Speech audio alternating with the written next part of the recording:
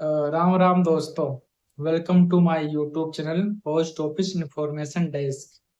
तो दोस्तों, अगर आप इस बार रूल 3 ट्रांसफर में अप्लाई करने वाले हैं तो रुकिए।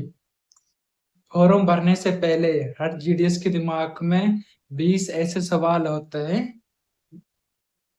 जिनकी वजह से या तो उनका ट्रांसफर रिजेक्ट हो जाता है, या फिर उनको गलत सीट मिल जाती है, या फिर उनकी सीनियरिटी खत्म हो जाती है। और आज हम बात करने वाले हैं टॉप 20 क्वेश्चंस की, जो क्वेश्चन हर जीडीएस को कंफ्यूज कर देते हैं। इसलिए आज की वीडियो में पॉइंट टू पॉइंट बात होगी, जो कि आपके फॉर्म को 100% सही सबमिट कर सके। तो चलिए वीडियो को स्टार्ट करते हैं। तो चलिए दोस्तों, शुरू करते हैं। सबसे पहला क्वेश्चन क्या है अपना, ट्रांसफर अप्लाई करने के लिए मिनिमम कितनी सर्विस होनी चाहिए? तो इसका आंसर है, कम से कम ट्रांसफर अप्लाई करने के लिए आपको इस नोटिफिकेशन के अनुसार 2 ईयर का सर्विस कंप्लीट होनी चाहिए। सेकंड क्वेश्चन आता है, एक जीडीएस को उसकी पूरी सर्विस में कितनी बार ट्रांसफर मिलता है?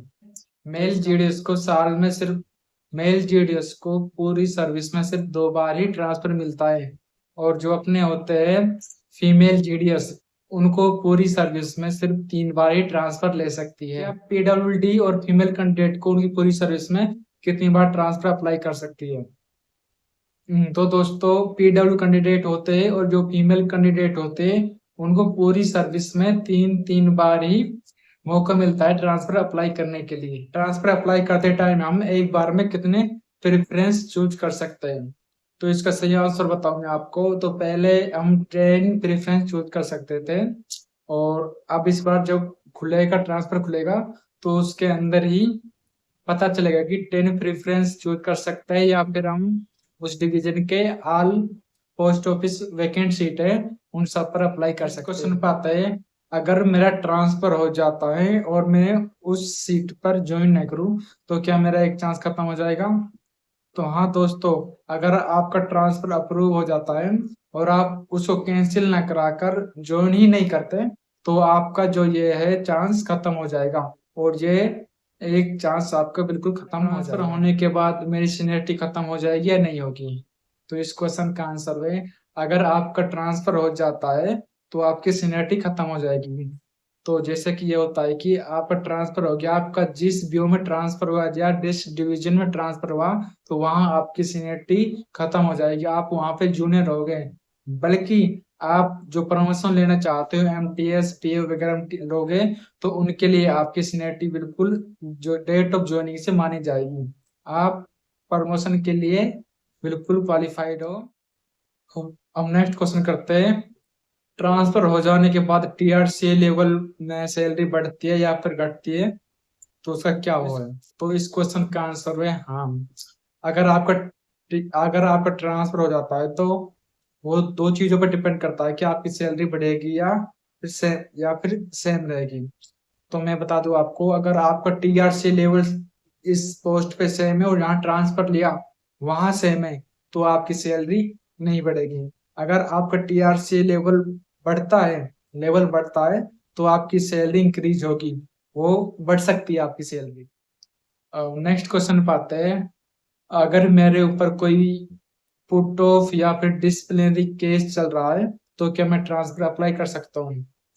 तो दोस्तों, अगर आपके ऊपर कोई भी पोस्ट ऑफिस केस चल रहा है या फिर कोई कस्टमर ने केस चल रहा है या फिर पुट ऑफ हो रखे, पीओडी हो रखी है आपकी, तो मैं बता दूं, आप तभी ट्रांसफर अप्लाई कर सकते हो तब आपके ऊपर कोई भी कार्रवाई या फिर कोई भी होता है ना केस वगैरह नहीं हो, तो ही आप ट्रांसफर अप्लाई कर सकते हो। तो आप ट्रांसफर अप्लाई नहीं कर सकते। क्वेश्चन है अपना, क्या हम दूसरे सर्कल या स्टेट में ट्रांसफर ले सकते हैं? तो हाँ, रूल 3 में आपको प्रेफरेंस चूज करना पड़ता है कि आप किस डिवीजन या किस सर्कल में अप्लाई कर सकते हो। तो इसका आंसर है हाँ, आप दूसरे स्टेट या सर्कल में ट्रांसफर ले सकते हो। अब नेक्स्ट क्वेश्चन आता है, क्या बीपीएम एबीपीएम डाक सेवक आपस में एक दूसरे की पोस्ट पर ट्रांसफर ले सकते हैं?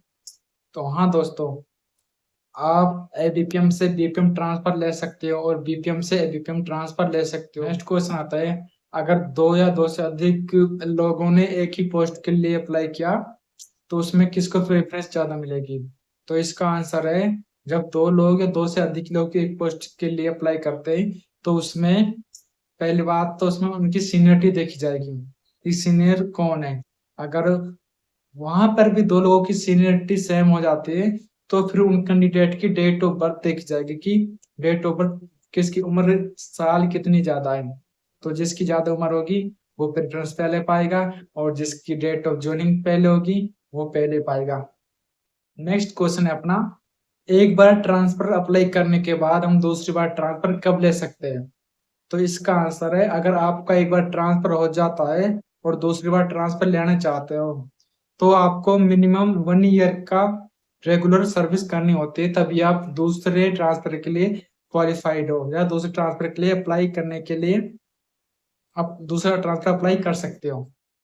अगर ट्रांसफर अप्लाई करने के बाद आपका ट्रांसफर रिजेक्ट हो जाता है तो क्या वो काउंट होता है? तो दोस्तों, अगर आपका ट्रांसफर रिजेक्ट या कैंसिल हो जाता है तो आपका वो ट्रांसफर काउंट नहीं होता, तो आप अगली बार ट्रांसफर अप्लाई कर सकते हैं। दोस्तों, इस वीडियो में हम समथिंग समथिंग से सारे क्वेश्चंस कवर कर लिए हैं। अगर आपका कोई कैसा भी क्वेश्चन हो जो इस वीडियो में कवर नहीं हुआ हो तो मैं बता दूं, आप हमें कमेंट कीजिए, मैं उस पर एक शॉर्ट वीडियो बनाऊंगा, सीधा आपको मेंशन करूंगा कि आप पे सीधा वीडियो आपको ही जाए। अगर आपको वीडियो थोड़ी सी भी इंफॉर्मेटिव लगी हो तो आप लाइक कमेंट और शेयर कीजिए।